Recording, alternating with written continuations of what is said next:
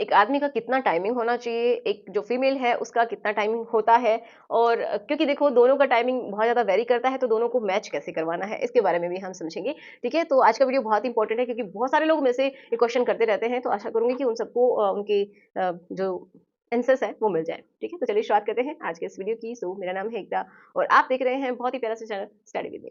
तो चलिए समझते हैं। देखिए जो मेल होता है ना, ये उसका टाइमिंग की बात करते हैं। अब टाइमिंग क्या होता है, कैसे कैलकुलेट करते हैं? तो जब आप रेशन बनाते हैं, उस दौरान जो आपकी बॉडी रिस्पॉन्ड करती है, जो भी मतलब जो लिक्विड है वो आपकी बॉडी से निकल जाता है मेंस का, तो उसके बाद आगे का कोई भी प्रोसेस वो नहीं कर सकता।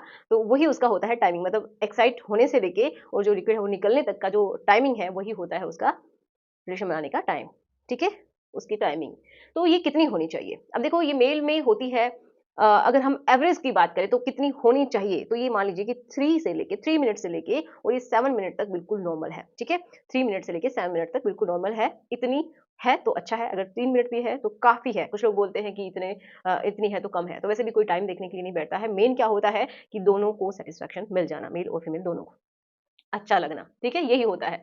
तो अगर आप देख रहे हैं कि किसी का इतना है, किसी का इतना है, किसी का आधा घंटा है, किसी का 50 मिनट है, तो ये गलत है, ऐसा नहीं होता है। हाँ, अगर किसी को ऐसा है भी कि उनका लिक्विड तब तक नहीं निकलता है, तो उनको हो सकता है कि कोई प्रॉब्लम हो। किसी को देर से निकलने की प्रॉब्लम होती है या फिर किसी को निकलता ही नहीं है, ये भी प्रॉब्लम होती है। तो आप ये समझिए कि आपको क्या है, ठीक है? तो अगर आपको ऐसा है कि अगर आप 3 मिनट्स तक भी रहते हैं, 4, 5, 6, 7 मिनट तक अगर आपका चल रहा है, तो बहुत अच्छा है, कोई प्रॉब्लम नहीं है। फीमेल्स का होता है लगभग 20 से 25 मिनट का। अब इनको मैच कैसे करवाएँ? क्योंकि फीमेल्स में बहुत ज़्यादा होता है, तो देखो फीमेल्स में मेंटली भी होता है और फिज़िकली भी, ये तो पता ही है। मेंटली अगर आप उनको प्रिपेयर कर लेते हैं, तो फिज़िकली बहुत ही आसान हो जाता है। जो उनकी जो बॉडी है, शरीर है, वो बहुत ही अच्छे से रिस्पॉन्ड करता है, अगर आप उनको मेंटल लेवल पे जाके प्रिपेयर कर देते हैं। अब वो कैसे करना है? तो उसके लिए आपको करना है फोरप्ले। बहुत अच्छे से कीजिए, अपने हाथों का इस्तेमाल कीजिए, अपने टंग का आप इस्तेमाल कर सकते हैं, आप अपने लिप्स का इस्तेमाल कर सकते हैं। वो पॉइंट्स जहाँ पे उसको बहुत अच्छा फ़ील होता है, तो कम्युनिकेट कीजिए, बात कीजिए, कहाँ पे किस तरीके से अच्छा लगता है, तो वो आप टाइमिंग ज़रूर दें, ठीक है? एक बिल्कुल मैकेनिकल तरीके से आपको नहीं करना है कि बस सीधा आपने पेनिट्रेट किया और हो गया, ऐसा नहीं होता है। फिर तो कोई फ़ायदा नहीं है क्योंकि वो नेक्स्ट टाइम के लिए ना फीमेल रेडी होगी और आपको भी उतना सैटिस्फैक्शन फ़ील नहीं होगा, चाहे आप कर लीजिए। ओके। तो फोरप्ले बहुत इंपॉर्टेंट है, वो आप कीजिए। कभी-कभार अगर आपके पास टाइम है तो मसाज कीजिए, उसकी पूरी बॉडी को मसाज कीजिए जिसके बाद भी आप ये परफॉर्म कर सकते हैं।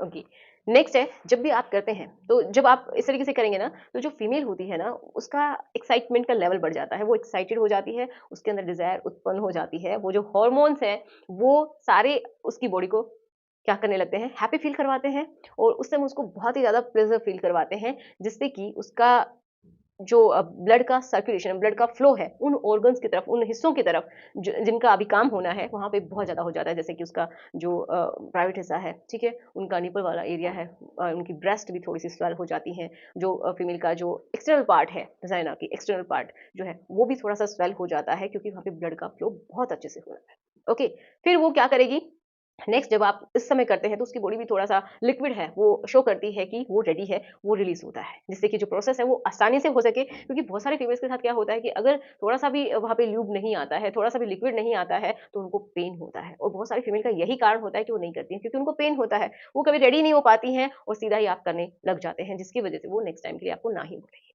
क्योंकि अगर ल्यूब किसी का पास नहीं होता है, किसी का उम्र ज़्यादा है मान लीजिए, तो आप कोई भी आर्टिफिशियल ल्यूब ले सकते हैं, जो कि अच्छी किसी ब्रांड का हो, वो आप इस्तेमाल कर सकते हैं ताकि उसको पेन ना हो। ओके, तो मेनली मैं कहूँगी कि जो वाटर बेस्ड जो होते हैं उनका आप इस्तेमाल कीजिए, जो कि बहुत अच्छे होते हैं।